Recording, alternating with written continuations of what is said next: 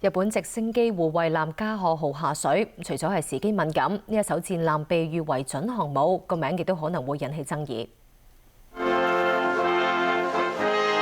加賀號係日本海上自衛隊第2艘出雲級直升機護衛艦，星期4喺橫濱舉行下水禮。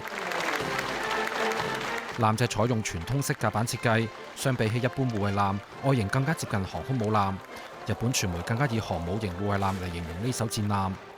加賀號艦身長約250米，闊38米，基本排水量達到19000噸，可以搭載14架各類型嘅直升機。日本傳媒更加估計，護衛艦可能會搭載垂直升降版本嘅 F-35戰機。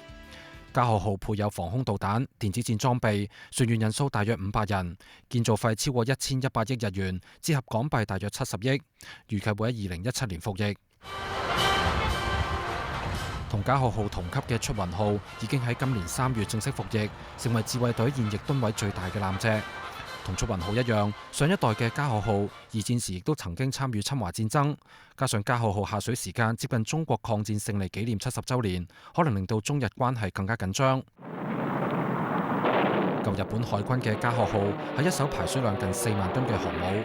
7.7事變之後，曾經多次派艦載機轟炸上海同南京等地，亦都參加過偷襲珍珠港。喺1942年中途島戰役中被美軍戰機擊沉。